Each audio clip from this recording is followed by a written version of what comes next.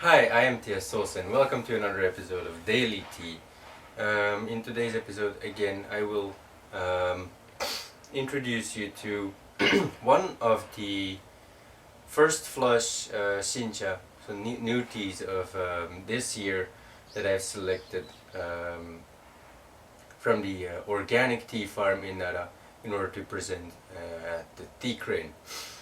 Today's cultivar is a cultivar from the Okumiori kind, and in comparison to the other leaf, you can already see that the leaf is much darker.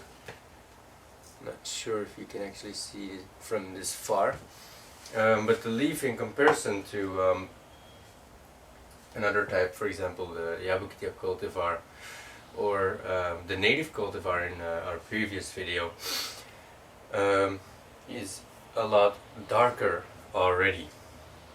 And again, because this is a naturally grown tree bush, as I have mentioned in a few of our other videos as well, the producer of these teas does not use nor any fertilizers from an unnatural kind, nor fertilization from natural kind. So that means no animal manure, no fish rests, no anything that is unnatural. It is natural, but is nature. So what he does is he feeds the soil in between the lanes of tree bushes with fallen leaves and branches. And those branches are not mulched first, they're just left there to decompose of their own strength, and then they will generate what becomes the nutrition for the plant in the soil. So what becomes very important is actually the soil where the tree bush is grown upon.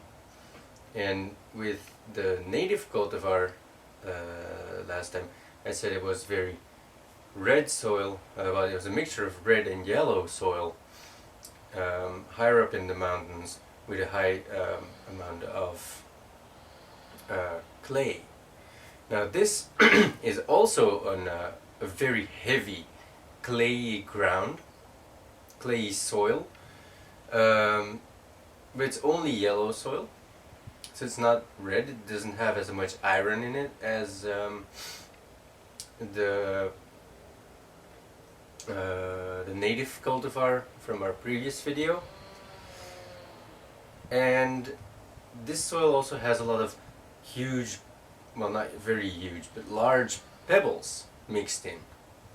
And the reason being is because it's much lower down the mountains, closer to the river, and that indicates that the river actually used to push up on the mountain and leave the pebbles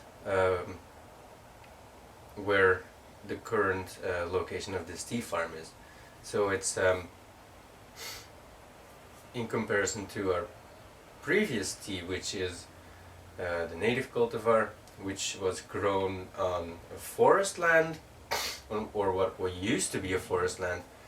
This tea was grown on the soil where a river used to either run upon or at least to push upon. So those are the specifications of the tea, which are very important because you're only drinking that bush, that leaf, that farm. So you ought to know what its surrounding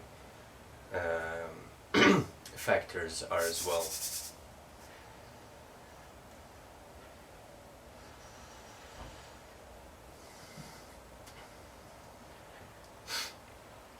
And because it's of the Okumiori cultivar, its color is not only deep green, its fragrance is also very deep, and that is what we will be tasting next. So I'm going to take again about 3 grams.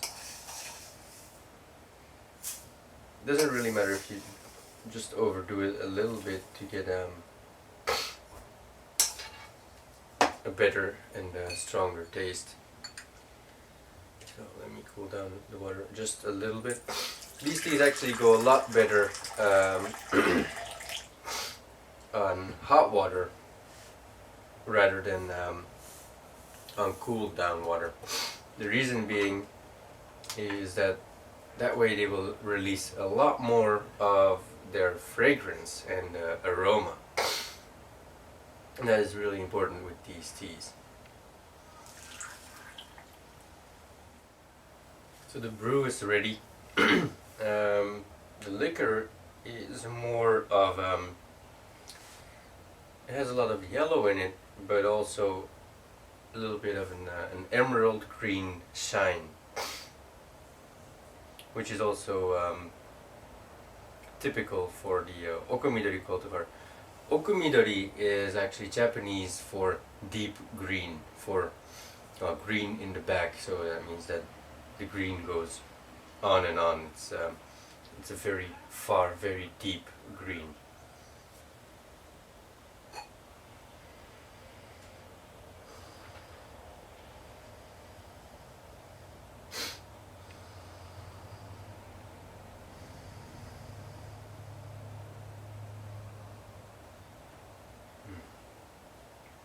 And it's as you could expect from an Okumiori kind.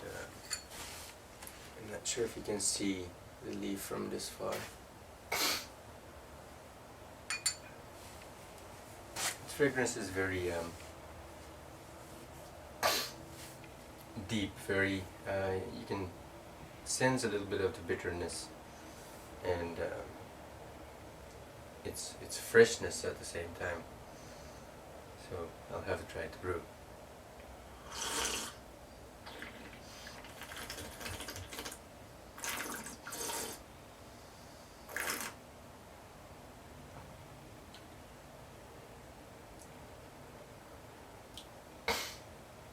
So first you get a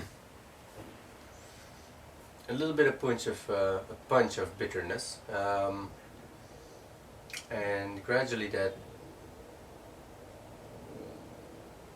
changes into a little bit of sting, kind of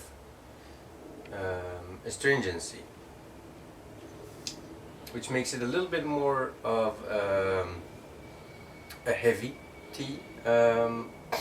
But what is typical of the Okumiori kind in comparison to other cultivars is actually that it's not only much deeper in green, in flavor, in fragrance, it's also much deeper in the layers of flavor that just this single one cultivar has.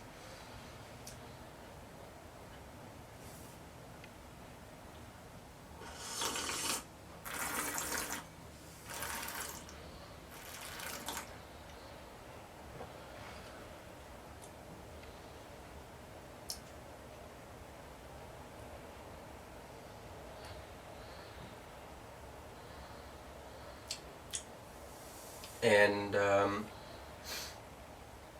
besides the astringency that is remaining in the mouth as well,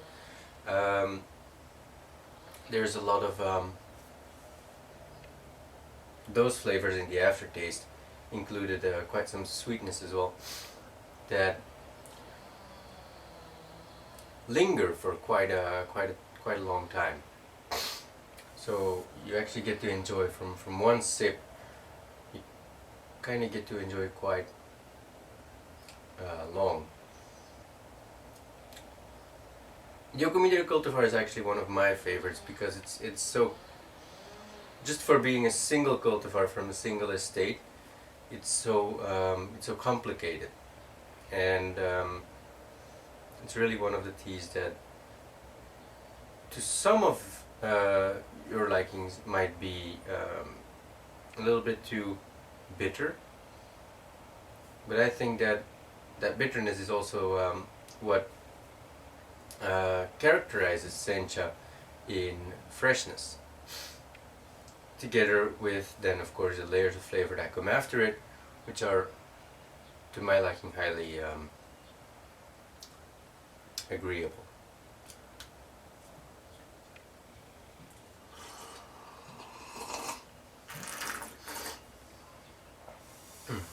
The Okumiori cultivar is, I think, a tea that should fit when you're looking for something to enjoy, not to drink really a lot of, but just to enjoy a high quality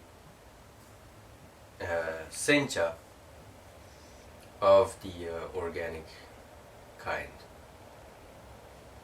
So